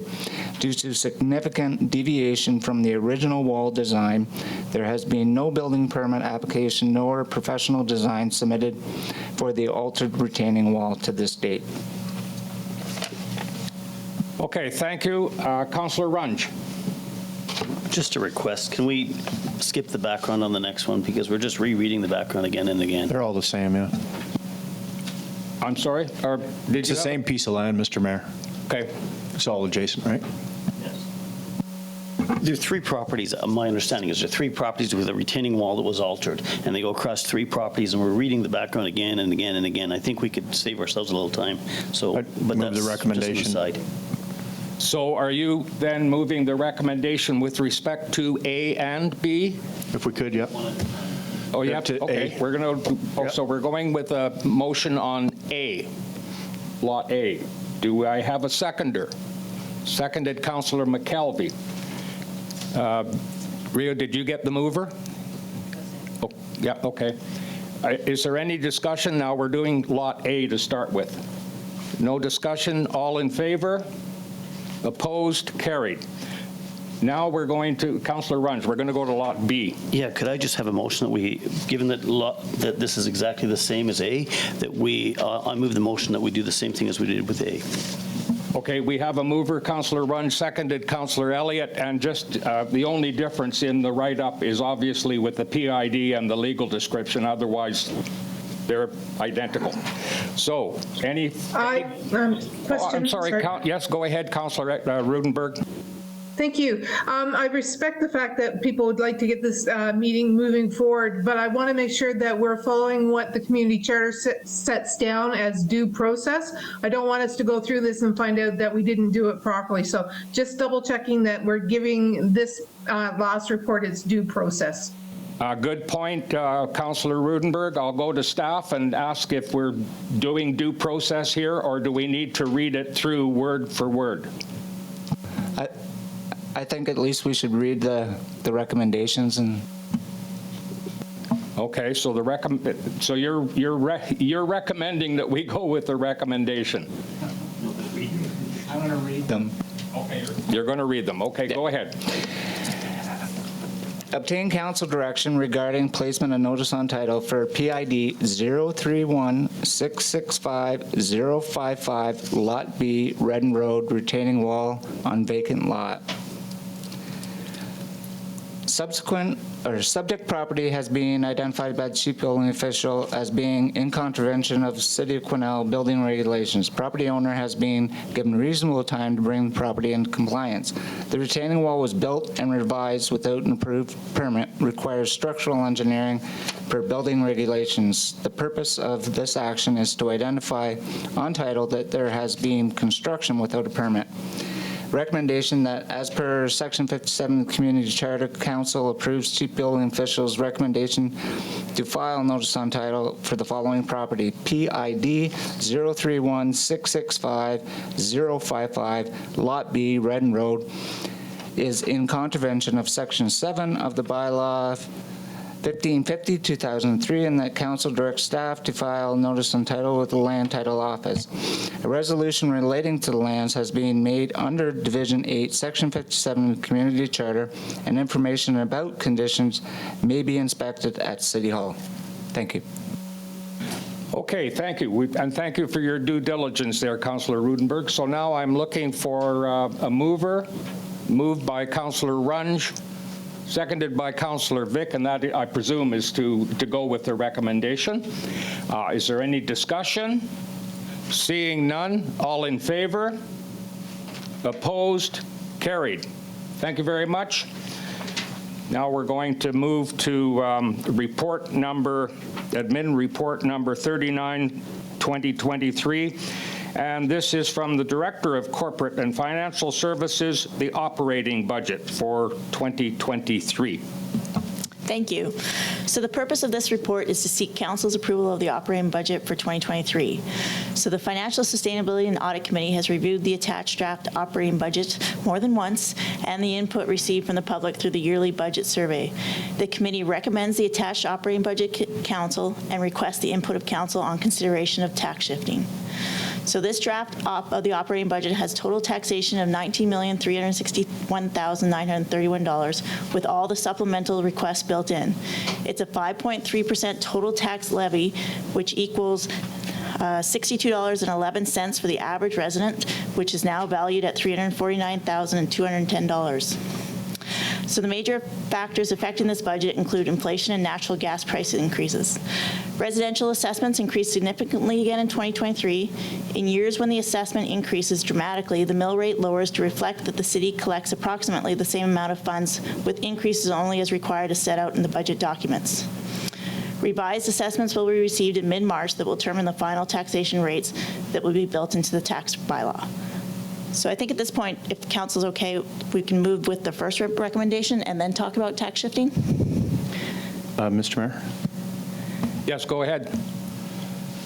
I think I'd prefer, if we could, to talk about the tax shifting first, because that could decide on how I vote on the first recommendation, if that's okay. Okay, so the first recommendation is just to accept the operating budget, including all the supplementals, which are attached, and all the details are attached if Council has any questions. And then the second recommendation is that Council provide direction as to whether or not to consider any one of the tax shifting options presented. So there was two within the package. One was 1% from major industry and commercial to residential. The other was 0.5% from major industry to residential. So that would mean increasing residential taxes and lowering major industry and business. And then we've also presented a third option, which is in front of you as a late attachment. So that would be shifting 1% of the total taxes from the commercial class to the residential class. So that would result in a tax increase to the average resident of $115.50, and it would actually result in a decrease for commercial municipal taxes. But I have to note that's just the municipal taxes portion of the tax bill. Of course, school tax and Canberra Regional District taxes are all on there too. So the bill might not go down. So all that information has been included, and I'm open to questions for anyone that wants to ask about that. Okay, we're open for questions on this one. Councillor Vick. So to be clear, we're going to talk the tax shifting first and then move on to budget? Yes, we're going to deal with the tax shift first, and then we're going to come back to the actual budget.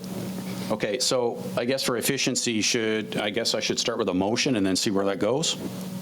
That would be in order. All right, so I'll make a motion that we proceed with a tax shifting option 3, which would be tax shift 1% from commercial to residential. And I'll speak to the motion if it gets that far. Okay, do I have a seconder? Councillor Runge, open for discussion. Councillor Vic. Thank you, Mr. Mayor. So this conversation comes from a place where I guess FSAC met in January, and we received, and I guess I should preface this by saying that there's been discussion in the community that over time, the perception is that taxation levied to the commercial ratepayers has got to a point where it begs an analysis. So fast forward to January, Director Bolton was kind enough to prepare a report which used statistics from the province on a ranking of where not only where commercial sits in our community as a comparison with other communities, but also industrial. In looking at an analysis, and I'm first to concede that there are some anomalies in this ranking of communities. There's 260 161 communities. There are some on this ranking that have one business, literally, which can skew the results a little.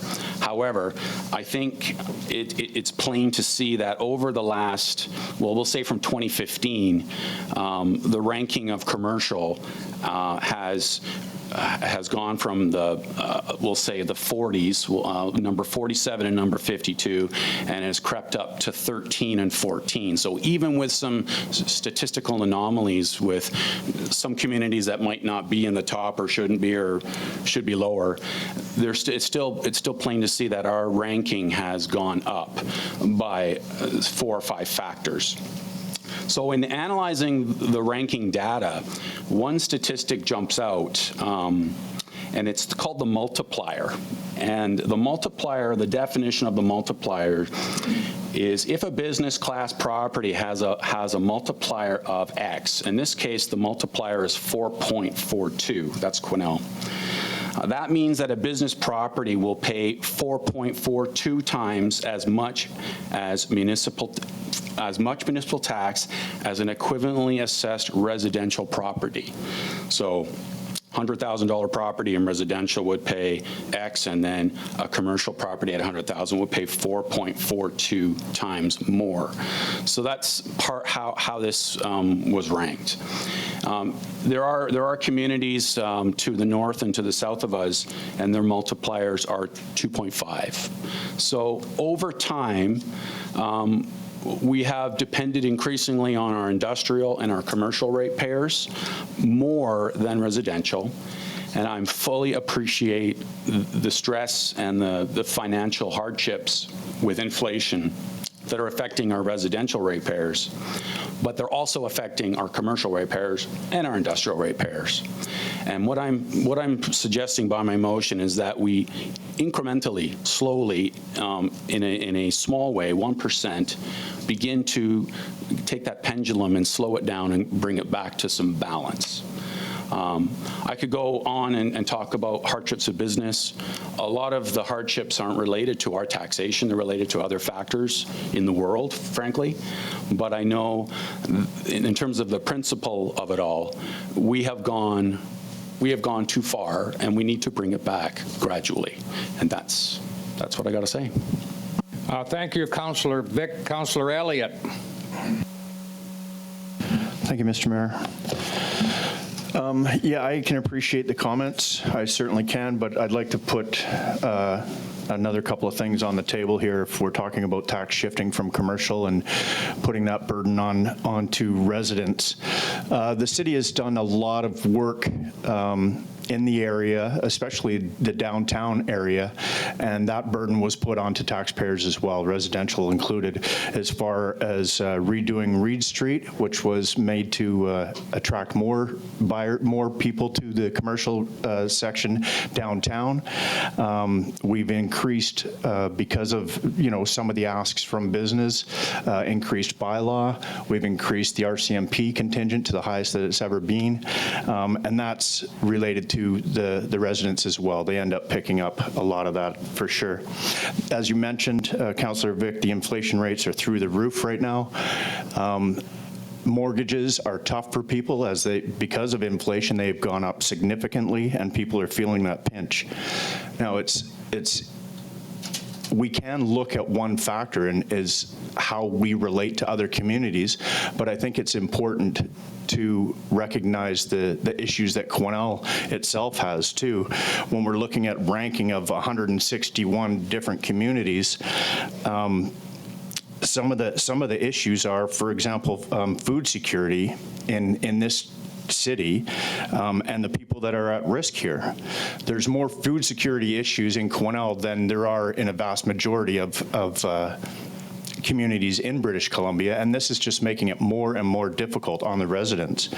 And if you look at the at-risk populations that we have here, it's exponentially higher than a lot of communities too. The Aboriginal population at risk in Quesnel is 15%, and because we don't just do anecdotal information, this comes from the Community Food System Assessment. 15% of the Aboriginal community is at risk in Quesnel, as compared to 5% provincially. The people with no degrees or certificates in Quesnel, which could, speak to the amount of money that you're actually bringing in for your family every year, is 20% in Quesnel, and that's twice as much as the rest of British Columbia. Social assistant rates in 2020, 10% of the residents have social assistance as a main means of income in Quesnel. And the provincial average is 4.3%. So at this point in time, with all the challenges that our residents are facing, and I understand that the commercial is in a pinch as well, but I cannot stand behind shifting taxes from commercial to the residents at this time. Thank you, Councillor Elliott. Do I have anyone else? Oh, Councillor Rudenberg, thank you. Thank you. So this question is to Director Bolton. So can you explain to me, because it's been a while, the difference when we froze taxation of major industry, how did that affect residential taxation? Because we didn't tax shift, correct? We froze their tax piece. Or am I completely out to lunch here? So we did freeze the major industry for 3 years, and that resulted in a tax shift, because that forced more taxes onto the residential and commercial taxpayers. And can you remind me how much that ended up being? I don't have that on the top of my head. Okay. Yeah, sorry. I know it's an unfair question, but I was just wondering what it ended up, because we didn't stop. Okay. And we don't know either how much with that announcement that happened 2 weeks ago, or a week and a half ago, whenever it was, from the province of the $1 billion that's going out to local governments. We still have no idea what our total allotment will be, do we? We haven't seen the final. No, we don't know what our allotment is, nor do we know what projects we'll be allowed to spend it on. So until we see their guidelines, we're not sure what we'll be able to use that funding for.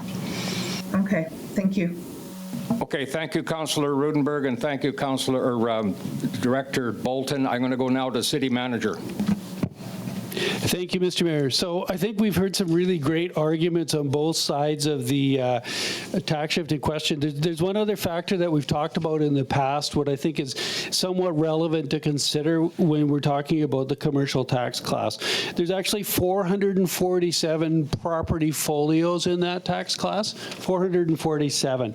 So I asked Carrie to stratify those by the amount of the assessment of those properties. So what she called extra large commercial properties had a property tax assessment of over $5 million. And there was 4 of those. There's 4 of those, so 1% of the total number of folios, but they represent 15% of the assessment. So then looking at the large commercial, so that's properties over 1 million, 46 of those. And that represents 35% of the total assessment. So between those properties, everything over 1 million, so the 1s and over the 5s, in total, those two small groups, only 11% of the total, represents 50% of the assessment base of that class. So it means that if you give a tax break to that class, 50% of that break is going to those very large properties. The two other breakdowns she provided is the mid-commercial. So that's kind of mid-sized commercial. Carrie's breakdown is for if the assessed value was over $500,000. So that's still in this city of Quesnel would be a fairly good size commercial facility. And there's 47 of those properties with 16% to the assessment. So between those three classes, the mid to large is 66% of the total assessment. I think the group that everyone wants to reach and wants to try to figure out how to make their lives easier is the small commercials. So that would be the small commercial base with assessments under $500,000.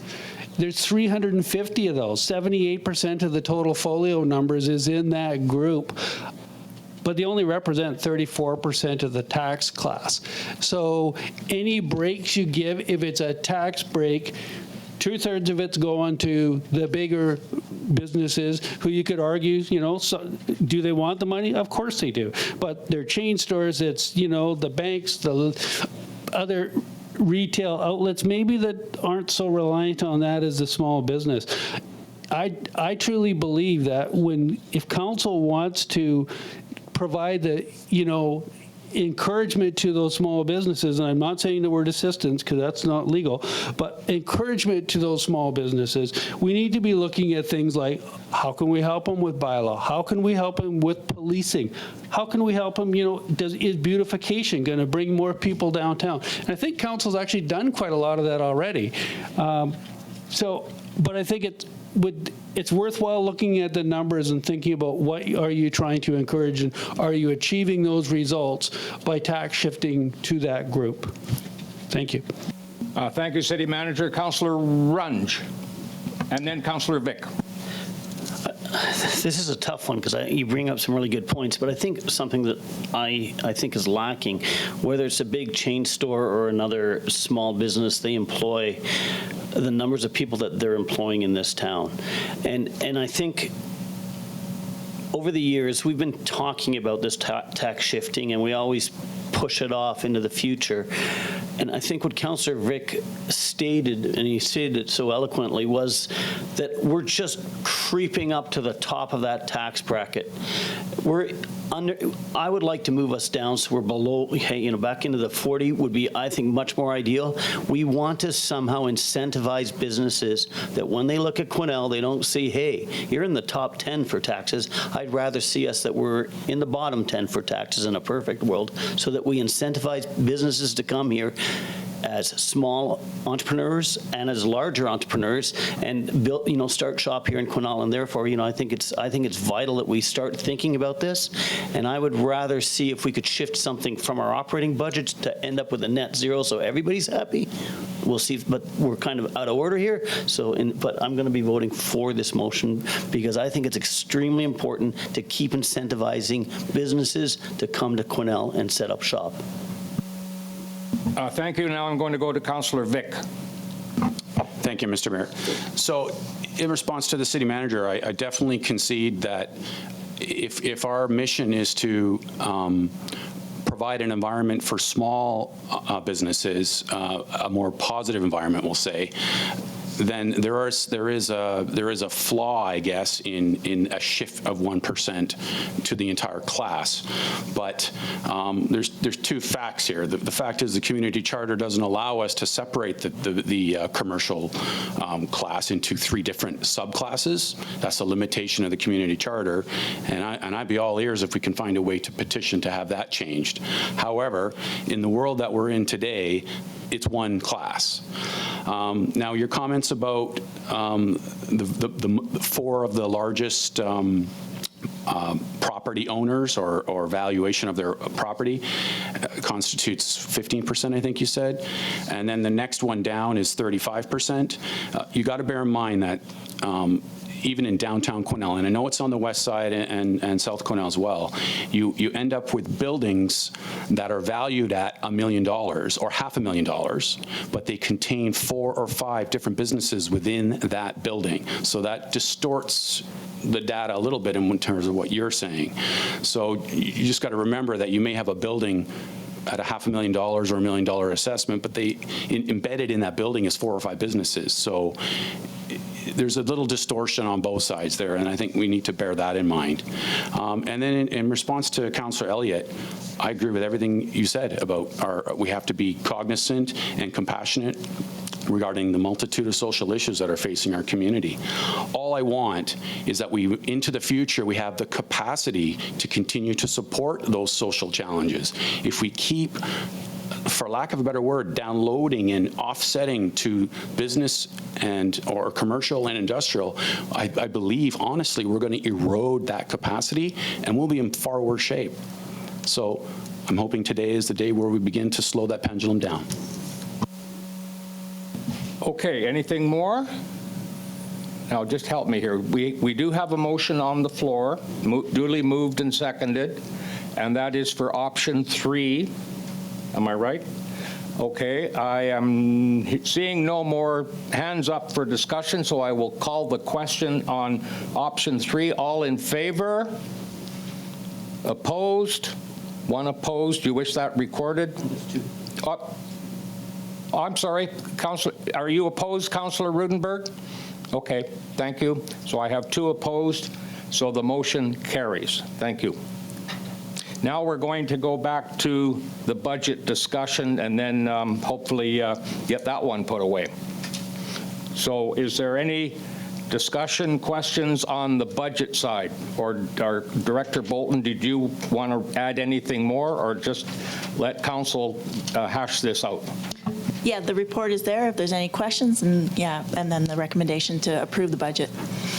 Yeah, thank you. I just was sort of wondering if you had any comments post-tax shifting decision. So is there any, we have a recommendation? We don't have a mover and a seconder yet. So could I get a mover and a seconder to adopt, Councillor McKelvey moving it, Councillor Vick seconding it, and that is the recommendation that's contained in the report. Councillor Elliott. Thank you, Mr. Mayor. I must admit that I'm disappointed that we've worked this hard to get to this point, and that for the first time that I've been a councillor, I will not be able to support a budget, even though I'm on the Finance Committee. I don't feel that tax shifting toward residents right now is the right thing to do. I appreciate the conversation. Yeah, I've got more, but I don't. Okay, thank you. Anyone else? All right. Councillor Runge. So are we looking at numbers right now? Is this the time? This is going to irk a few people, I think, again. In light of the significant snowfalls that we've been having in the past years, and I seem to see them getting heavier and more robust, I would like to consider that we look at that line item that deals with cleaning driveways. And it's not to take it away, because I believe a lot of other municipalities and cities have options to support seniors and people that can't do that. But maybe that we revisit that into, so that we move away from cleaning at the end of your driveway as a city, and we support seniors or people that are unable to, based on maybe some other metrics or metrics. Thank you, Councillor Runge. I'd actually like to respond to that, but before I do, I open the floor up to any further comments. Councillor Vick. Thank you, Mr. Mayor. So to respond to Councillor Runge's idea, that very topic came up during our FSAC deliberation on this element of our budget. And it's a very, it's a challenging one. This, it's a large ticket item. It's 115,000, if I'm correct, from 2020 for 2023. And many communities don't offer a service like that. However, the committee had a good discussion, and there are many people that depend on that have no other means to clear that snow from their property. So I guess what I would say is that is something to maybe look at in the future if there's other options. But failing a program that's set up already to help seniors or to help disabled persons, whoever it is that needs assistance with that snow removal, without having a program to address that, we must leave it in. I believe we must leave it in there for at least this budget cycle. Thank you, Councillor. I'm going to go for a second time to Councillor Runge, and then I'd like to get in a word in edgewise. Thank you. I agree with you at that. And actually, really, I guess, absolutely, because if we don't have a process in place, it's not going to work. So, but I do want to, we talk about this every year. It comes up as one of these issues. So how do we get it so that we have a discussion sometime about it, I guess, and possibly in council chambers versus FSAC where we're not all there? Okay, thank you. I'd just like to say that I support what Councillor Vick said, and that one thing that wasn't mentioned, actually two things that weren't mentioned, was that we are a self-proclaimed senior-friendly community, and a lot of seniors rely on that. But also, let's take into consideration the cost of cleaning out those driveways compared to the combined cost of windrowing the snow, blowing the snow into a truck, trucking the snow down to the snow dump, compared to driveway snow. And with the driveways, the snow is not removed, it's simply relocated, generally onto people's lawns, including all of the sand and gravel that goes with it. So I would really like to know, what, I know that we have a cost that was mentioned for driveway snow.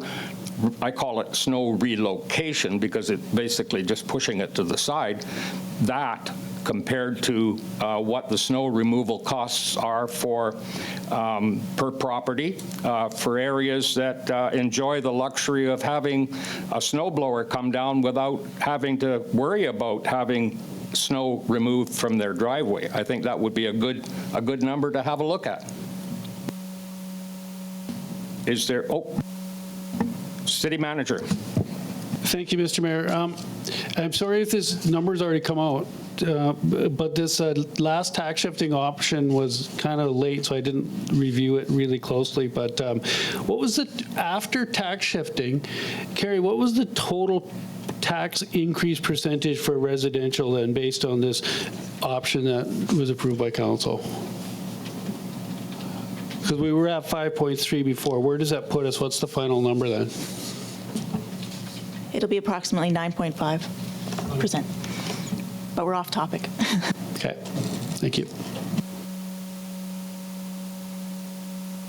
Okay, do we have any further discussion? So I believe that we have Councillor Runge. Well, and it is to start cutting, we're shifting, but maybe there's a chance of us also removing some things. And based on the survey results where we had 40%, 47% that suggested we cut back on some of our beautification, is there room there for us to cut back and still have significantly nice flowers and all that stuff downtown, but possibly not as many? So let's say that we pulled $50,000 off of that, or... The main cost is not actually the flowers. The main cost is the labor. So it's the gardeners working to do all the upkeep and all that sort of stuff. So, of course, we could look at cutting anything, but there would be people implications. Thank you, Director Bolton. Is there any more discussion, Councillor Runge? Yeah, so just as clarification of that, so we hire these people already. Wouldn't they have been in a different budget in our previous budget that we covered already, or is this additional people to do that? We've had gardeners in our budget for years, so there's no additional, I'm not sure. Well, aren't they year-long employees? They're seasonal employees. Any further discussion? Clerk, do we have a mover and a seconder, right? So we are ready to vote on the budget. No further discussion. All in favor? Opposed? I have one opposed. Do I have that, Councillor Rittenberg? I see you're in favor, so, yep, okay. So that motion carries. Thank you, Council, and again, commendations to staff and to the FSAC committee.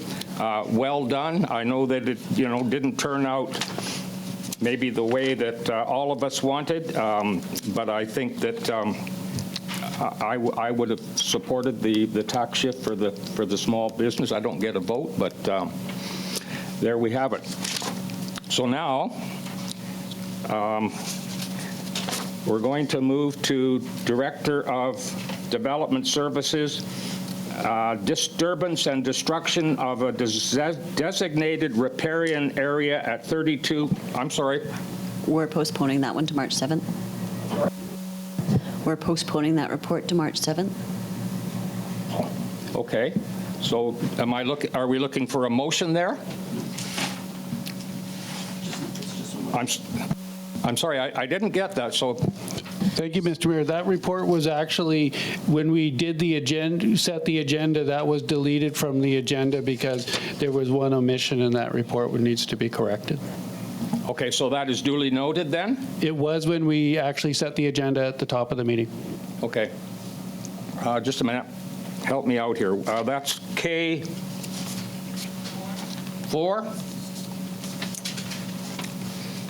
Just a minute.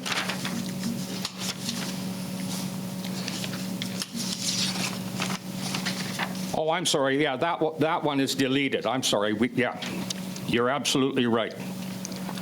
So now we go to K5. Am I right? And that is Admin Report 4323, City of Quesnel Parks and Public Space Bylaw number 1941, first reading. And that is a late agenda item, bylaw number 1941. So are we, you're ready to go, Councillor, you're ready to go with a report, Director Turner. Thank you, Mayor. Yes, I am. And this subject of this report is the Parks and Public Spaces Bylaw. To give you a quick summary as to where we are, we have developed a new bylaw, and this will be a replacement of the previous parks bylaw adopted in 1995. It is outdated and in need of replacement. Additionally, we are requiring policy on temporary shelters. As it's recognized in our current bylaw that they're prohibited, that's not constitutionally allowed.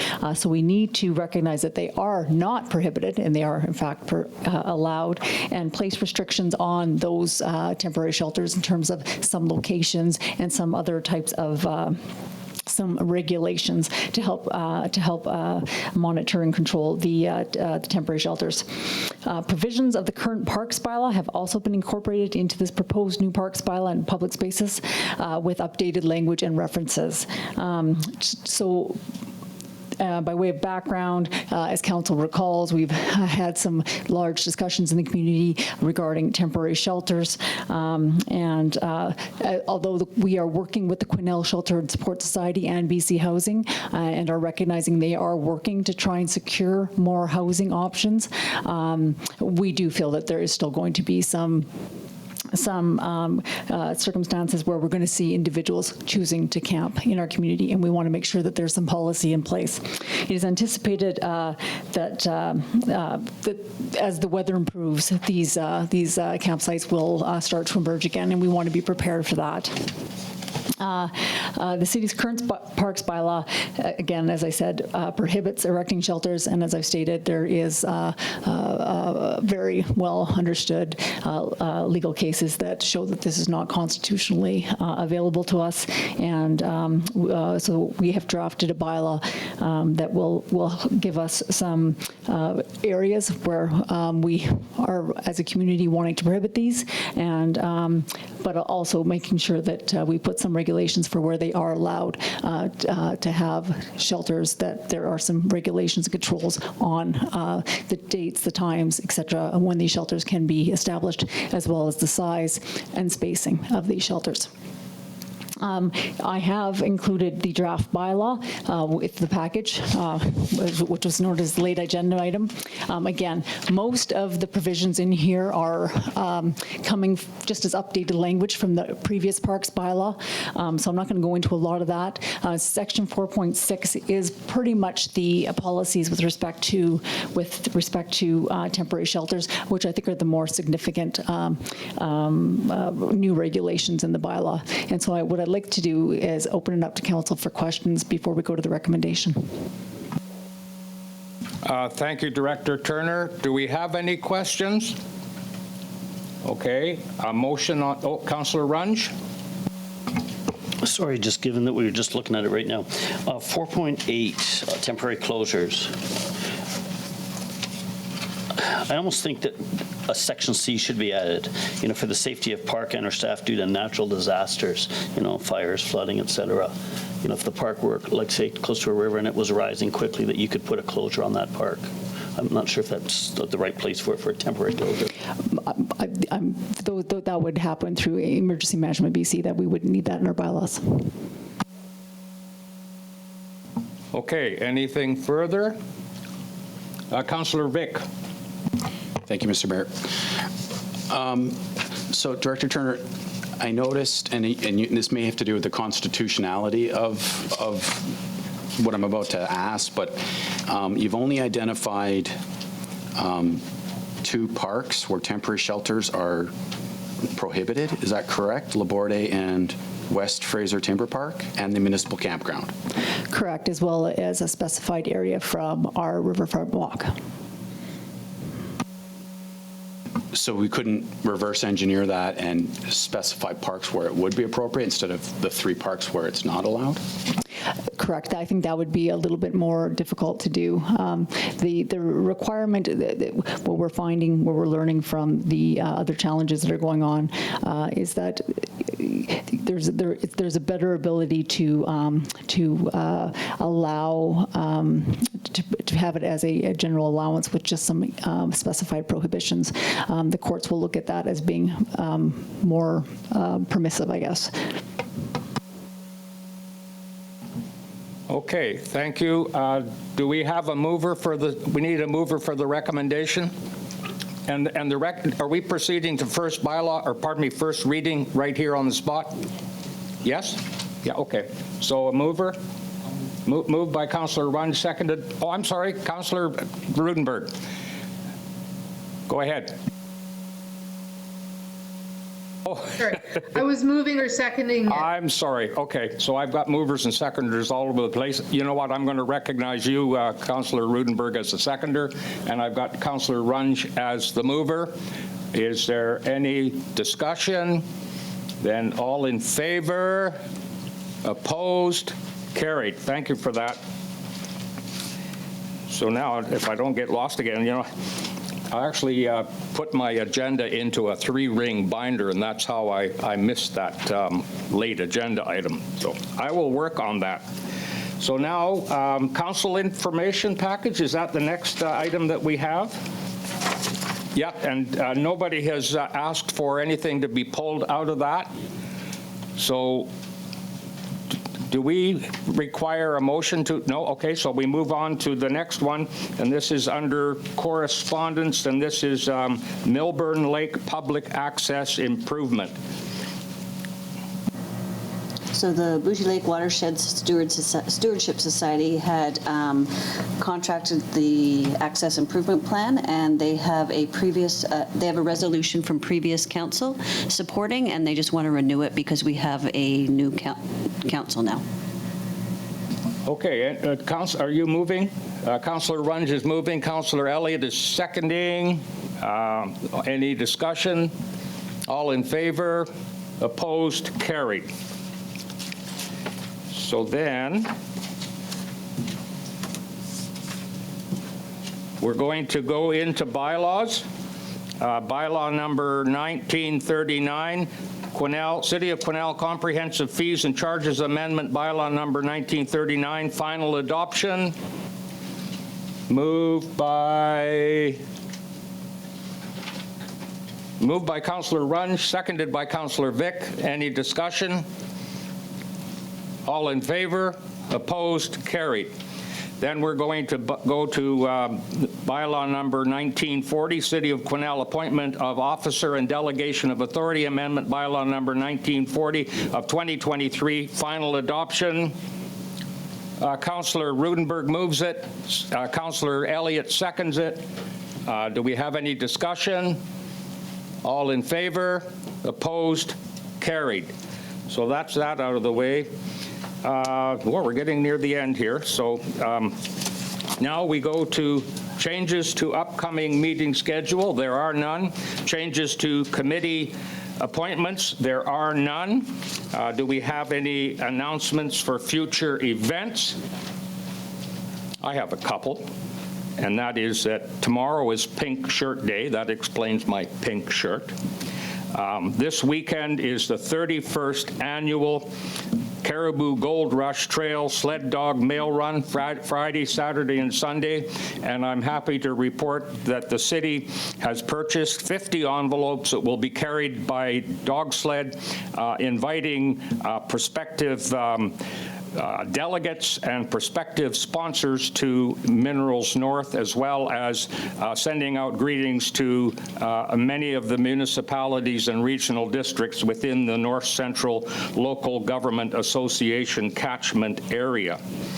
I'd like to just take a moment and just mention that if you're following minor hockey, the Quesnel minor hockey teams, the Quesnel Thunder, are doing very, very well, and I'll put in a plug for my grandson's team. His name is Kaysen, and they're the under 15 group squad. They downed Prince George 2-0, and that earned them a berth in the BC finals in Port Alberni. So a real feather in our hat. So way to go, Quesnel Thunder. Do we have any other announcements? Councillor Elliott. Yeah, Mr. Mayor. It's just recently been told to us that obviously the Kangaroos are in the playoffs, and their first game is out of town in Fort St. James this Friday, but the second game will be in Quesnel on Saturday, February 25th at 7:30 p.m. So get on out and cheer on your Roos. And buy your Koi Cup tickets. That's important. So is there any gallery questions at this point? So hearing none, I would entertain a motion to adjourn. Councillor McKelvey, Councillor Runge, that we are duly adjourned.